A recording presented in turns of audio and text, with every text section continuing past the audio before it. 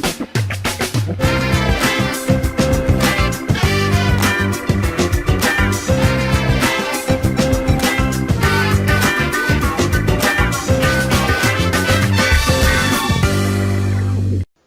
Devonia. How are you? Hi, I'm great. How are you today? Just fine. Thank you for agreeing to do this interview and to be the face of teachers. Oh, I am so happy and honored to be the chosen one.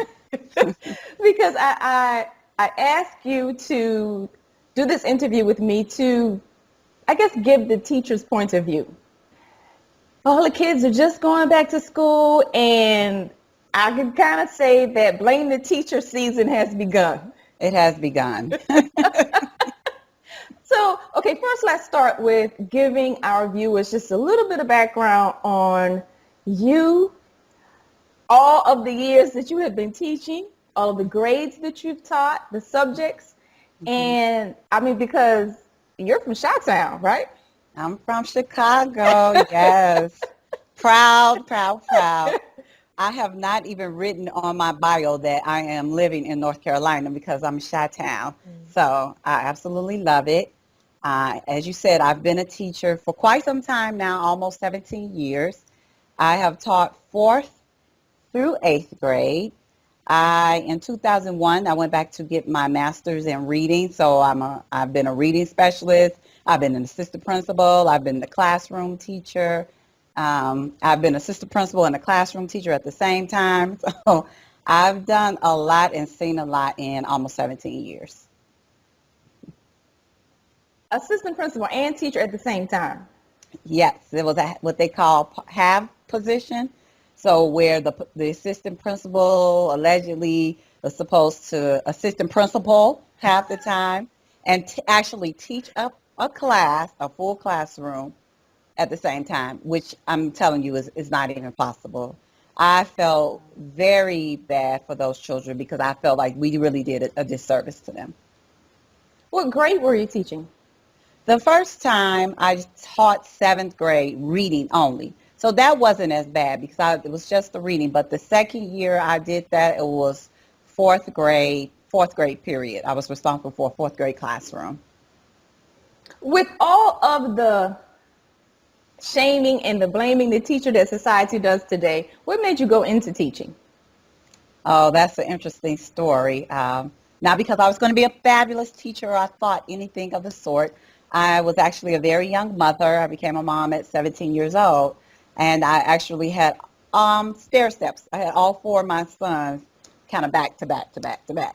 And as a mom, that became my most important role to me. So every decision I made had to benefit my boys. And for me, that meant that I needed to be at home with them. I needed to be at home with them when they got out of school, on the weekends and holidays, but I still had to work. And I thought the perfect profession would be teaching. So that was my bright idea that I thought was my idea.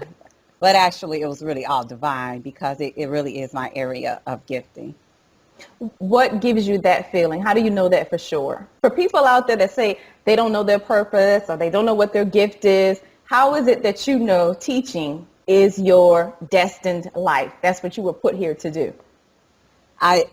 The way that people know is that you don't have to try. God gives us all gifts. We all have natural abilities. Whatever your natural ability is, that's where your area of gifting lies. And my natural ability is in teaching. Whatever I do, when I'm speaking, when I'm reading, I'm always teaching somebody something. Even when I'm sitting, this interview with you is to teach the people. So I know that that's my area of gift, and I'm good at it. So if you guys are out there wondering what is your purpose, what natural talents did God give you? That's where your area of gifting lies. Okay, I'm going to hit a couple of hot buttons where teachers are generally blamed. And I want you to give me the teacher's perspective. Okay. And the first one would be bullying. Mm-hmm. Because from the GP, the society, the general population, from the outside looking in, we think anytime a child commits suicide because they've been bullied or there's an extreme story that makes it to the news, the first question is, Where were the teachers? Absolutely. And it's so funny that you bring that topic up because I have really been an advocate of bullying for the past year now. I have a children's book about bullying.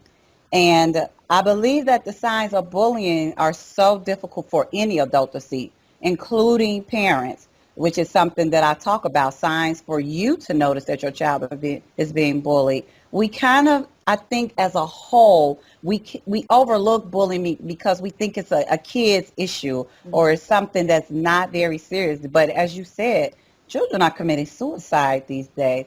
And one of the reasons I believe that it is such an issue now more than ever is because of technology. We're in an age where children have access to each other 24/7. They're on Snapchat with each other. They're on Instagram with each other. There have been so many instances where I've seen kids bring issues that happen over the weekend. They bring it back to school. There's a fight. There's an issue. So it really is. I think bullying is something we all really need to educate ourselves on. We really do. So that we can look at the signs and be more cognizant. Now, one thing that a lot of school districts have done is they've made bullying a serious issue. It's a totally different violation. And when a child is bullied, they are taking it much more seriously than they did in the past. What are some signs that parents can look for to tell whether or not their child is being bullied? If your child is all of a sudden they don't want to go to school, they do whatever they can to get out of school, their behavior is withdrawn, they have reasons why they're trying to get out of the classroom, they have to visit the nurse a lot. Those are signs for you that some signs the parents can look at. I think the big one is I don't want to go to school. All of a sudden they just don't want to be there. They're doing everything they can to avoid that situation. And sometimes they may not tell you. They may not tell you because they may think that you're not going to do anything, nothing's really going to happen, or they just don't want to tell because now they're really going to bother me if I tell, So, yeah. Now, as an African American mother in 2016, with 4 sons, 4. Girl, I cannot imagine. I cannot imagine. 4, yes. Have you ever had to deal with one of your children being bullied? Well, my sons are all adults now, and no, they never. But hey, it's 4 of them, so if you mess with one, you probably would have had to mess with all 4 of them. So I think they were okay in that regard. Then it was a different time. It was a different time. They didn't have as much access to. Exactly. What can teachers look for? And then how can we, as the GP, society, the general population, how can we not blame teachers so much? Now, that is a good question. That second question is a good one. But I will talk about how teachers, I'll come back to that. I'll talk about how teachers can look for signs. This is what I do think when it comes to teachers. I think sometimes we may not take it as seriously as we should. What I do is I make it very clear in my class, no one in this class is going to feel bad. No one is going to leave out of here feeling like they don't belong. No one is leaving out of this classroom having bad feelings. So if you think that's what you're going to do in here, you have the wrong classroom. Chantel's in the house. Sit down. We get ready to take bro. I got stuff to do today. Right, exactly. I just have that no nonsense attitude because I know how devastating that could be to a child to just feel like I don't want to go in here because I'm going to be ridiculed and picked on. And I never want people to feel like that. So I make it clear, oh, you're not doing that in here. And I think we just need to set that in our classrooms, make that a community, change that community in the classroom so that they know, oh yeah, she's like, Miss Reed, I hear that a lot from my kids, Miss Reed don't like that. Miss Reed don't. You have to set a standard. Teachers are also given a lot of responsibility in where they're expected to take on the responsibility of raising kids. Absolutely. I totally agree. And I personally kind of take that on because I know the time that we live in. I have so many kids call me mom by mistake. You know, they're used to the way you treat them. So mom comes out before they know it. They're like, oh, I meant Miss Reed. But you are there. Pretty much you are. I know that it probably shouldn't be, but you spend 8 hours of the day with them. You're responsible for them. So in a lot of ways, you are shaping one's character. That's part of teaching. You are shaping their character, and I just believe that that's part of our job, especially in today's society. Test scores. Hmm. Teachers are pressured to teach the test versus ensuring that the student has a good grasp on the subject. Hmm. Oh, boy, that you get, okay, because I feel a certain way about that. With it's not fair, and it's making teaching very difficult, and it takes the fun and the love out of teaching when you have to. I don't want to say teach to the test, but that's almost what it is come to. You can't. Creativity is gone, and it really is sad. Did you see that report about people cheating? I mean, people are actually cheating on tests so that they can keep a job or get a raise or whatever. But there's so much pressure on teachers from all sides. You have the parents, you have society, you have the administrators, and we get the bulk of everything because we're expected to wear all of these hats, and we're expected to be not human when we really are human. I think people take that away from us and think that we're super people when we're just human beings. Yeah. What I really found interesting was the case out of Atlanta, and where Hmm. the 11 education professionals Yeah. were given prison time Yes. for cheating on standardized tests Yes. on behalf of the kids. It shows that, one, we are still individually responsible for our own behavior. Despite what you say your supervisor said to do or what the norm is or what's usual Right. and customary, Right. are teachers really given that much pressure from? I I believe it. I absolutely believe it. I don't believe that punishment was fair, but hey, I didn't give the punishment. I think they should have lost their jobs, but I do believe they are under that much pressure to for kids to succeed on a test that is really biased, that a lot of children are not going to pass anyway, but that might be another show. Now, why do you think that the punishment wasn't fair? You think it was too harsh? Not I harsh think it enough? was I think it was too harsh. I think it was too harsh. I mean, what you have some other crimes that people could commit and not go to jail or get probation, but you put these people in prison. Yeah, it was yeah. Maybe suspend them, take away their licenses, but to throw them in jail over cheating of a test. I mean, really, when rapists can go free, something is wrong with that picture. So, I read a statistic the other day that said 20% of veteran teachers that have a great deal of experience but are still too young to retire are leaving the teaching profession in scores every year. 20% across the nation. Why do you think that is? I believe there are several factors. One, the fact that teachers still don't get paid anything. The pay, I'm in North Carolina now, and I would not tell anybody to come here to be a teacher. It's worse than Chicago. It is not good. You don't get paid well. You're not appreciated. We just talked about how the fingers are pointed, that you're not appreciated. And the test scores, the pressure there's so many, teacher burnout. We're burnt out. We're tired. And now there is a different caliber of children now than there used to be. And that is the truth.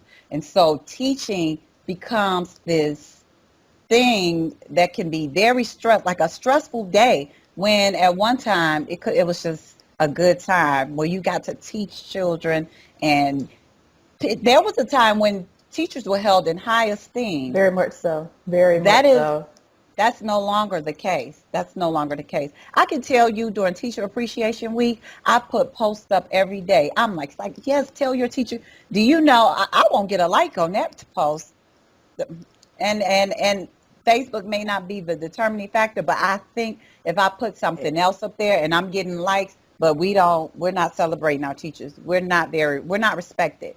So I think those are some reasons why people are leaving teaching. Because it used to be that the teacher in the neighborhood was highly regarded, Hmm. very respected, Hmm. and what he or she said was golden. Right. I mean, if that teacher stopped by the house after school and told your parent you had been cutting up Yes. in school that day, she didn't even ask, Right. what Exactly. did what did you do? Right. The teacher was right, and she was how. What do you think happened that teachers lost that esteem? I think parents changed. Parents are much, much younger, a lot of them, and think the parents are different. The parents are different. So now you have a lot of young parents, and we're in a different age now. So the children we have now, they're in an age of entitlement. They think they're supposed to have everything, and we give them everything because we want them to have what we didn't have, and they think they're supposed to get. So now it's no longer what did my child do? How can I help? It's like, what did you do? Why did he say that? Well, I think it's always the teacher's fault. And then going back to why people are leaving. But I really believe the parents have changed. Again, we talked about how teachers used to be valued. Yes. Those parents used to value the teachers. They used to respect them. But that's no longer the case now. Now, is it true that on average a teacher spends $200 at the beginning of each semester for supplies for her classroom? Oh, absolutely. And probably more than that. As you think about the children that come to school with no supplies. They have to get them somehow. We don't just let them sit there. So one, we decorate the classroom because we want it to be a nice environment for them. Then we go and get supplies for them because they're not going to have them. And they may have on brand new gym shoes, but they don't have a pack of paper or something to write with. But that's a whole nother story. So you have to get supplies for them and anything and throughout the year you're always spending your money. You might want to celebrate and give them something, whatever the case may be. Reward them, give out rewards. Teachers are always coming out of their pockets for something, and I believe $200 might be on the lower side. Wow. So what does the school provide? The school. Yes. Okay. Okay. Okay. Okay. You might get some basic tools here and there. Next question. Right. Okay. What that parent, that strong parent that wants the best for her child, but doesn't have that teaching gift, doesn't know how to teach that child. How can a parent prepare their child for kindergarten? So kindergarten is the most important grade. I am such an advocate. I always talk about, and I keep pushing it. I have a blog about it. I keep pushing how parents have to be the first teacher. The first things you should do is prepare. When they're 2, 3 years old, you should be teaching them their numbers, their alphabet, their name, and how to recognize their alphabet, how to recognize their numbers, how to recognize the letter in their name. Show them how to start writing their name. Introduce colors, introduce shapes. You would not believe how much children can learn at a young age. Just imagine children who speak different languages because that's what they heard. They're 3 years old speaking different languages. You could teach your kids a lot. You have to prepare them because by the time they leave kindergarten, they're expected to be reading. And legally, your child doesn't even have to enter school until first grade. So you cannot let that be the first time your child gets introduced to the curriculum or they are already behind in school. How can a parent prepare their child for middle school? Middle school, now that's interesting because this is now a transition where they really need to learn how to get organized because in a lot of middle schools, they are now going to start transitioning in schools. I've been in middle schools for the past 6 years now. And I taught sixth grade for most of those times. I'm in the eighth grade now. Love the eighth graders. But the sixth graders, they're trying to get used to being organized. So a parent needs to help them with organization, how to get all of those things in order. Now, here's what happens when kids enter middle school. A lot of parents think, oh, they're in middle school now. I could just let them go. They're going to do what they're supposed to do. They're not. Don't believe it. You still need to be on everything. You know what the greatest tool that parents have now is called Power School. Power School is the electronic grade book that is open to parents. Parents can go in and get their IDs, and they could check every teacher that their child has grade book. They can see every grade. They can see every grade that the child has gotten. What's the name of it again? Power School. So is it powerschool.com? No, that's just what they call it. Just call it Power School, because you don't go to you have to go to your child's school to get your password. Okay. Now, I don't know if it's across the nation, but I do know it's in Chicago, where I came from, and I do know it's in North Carolina. So those two states, they have Power School, and I tell parents, that's your best friend. You should never be in the dark. So as a middle school parent, that's a way that you could say, oh, okay, well, you're out here doing your own thing, but they're really not, because you're checking those grades and you know how things are going. Mm-hmm. And you must communicate with teachers. Just communicate with the teachers. Send them emails. I saw that Johnny got a 0 on this assignment. What happened? And just keep communication lines open with teachers. Now, being teacher extraordinaire, because whatever they call you to do, you rise to the occasion, whether it's halftime principal, halftime teacher, teaching fourth grade, teaching eighth grade. How do you find time to blog? How do you find time to stretch people to greatness? Where does all of that fit in? Oh, wow. Well, this is why I continue to stay. I've gone back to the classroom. Actually, I lost my job and as the assistant principal, and I was unemployed for about a year. But just recently, being here in North Carolina and being in the classroom, I use my summers a lot to do a lot of things. Like this summer, I did a conference for teen girls. This is because, as you might can tell, my passion really is for children. I just want to see them to do well. But in the summer, and then I'm talking to you like the weekend, I have to use every minute I have. I'm working. I'm always working. I'm almost never working. Even when I come home from my job at teaching, I'm coming home to write something, to blog something. I spend my weekends working, so I use all of my time. What's the name of the blog? It's on my website, Devonia Reed. So if you click on blog, or it's devoniareed.com/blog, you'll find my blogs. And why did you start the blog? I started blogging really this summer because I realized that in all of my endeavors to reach children, it is going to be for not parents. Mm-hmm. So one of the reasons why I decided to start blogging is to try to get more parent awareness of certain topics that I think are really relevant to our children. And when you read, if you go through and you read some of them, you'll see that they're really toward to parents, but it's really about children.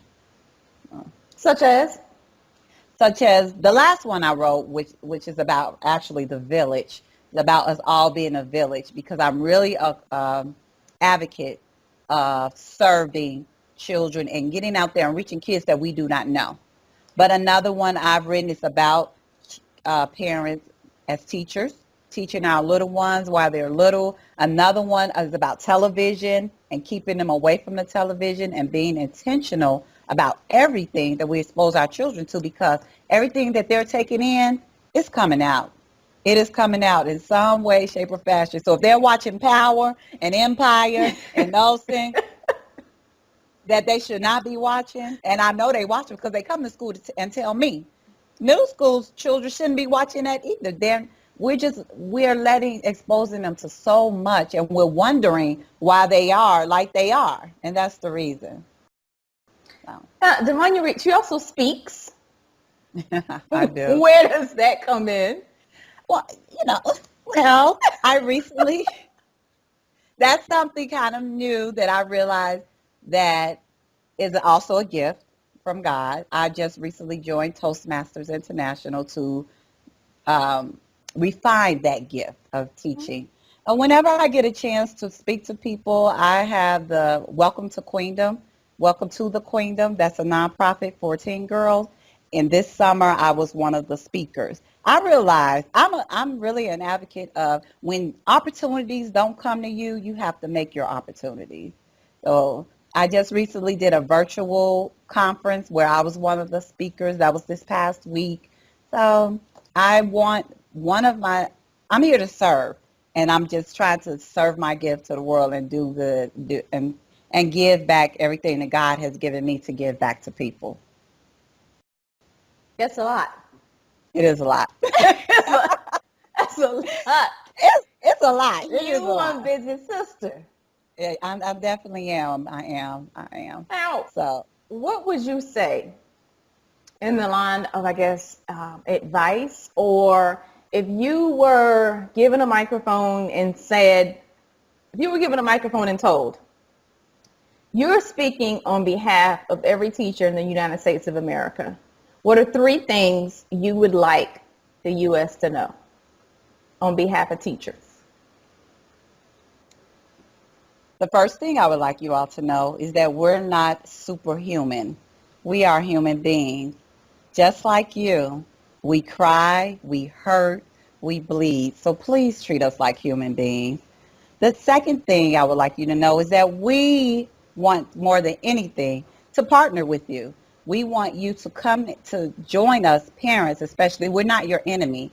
And I believe that many times parents think that they have to battle the teacher when what we want is really for your child to succeed. I personally cannot see anyone teaching to harm a child. This is just a job that's very difficult to do if you're not in it to get children where they need to be. So please know that. The third thing, we need a raise. We need some more money. Pay us. Pay us.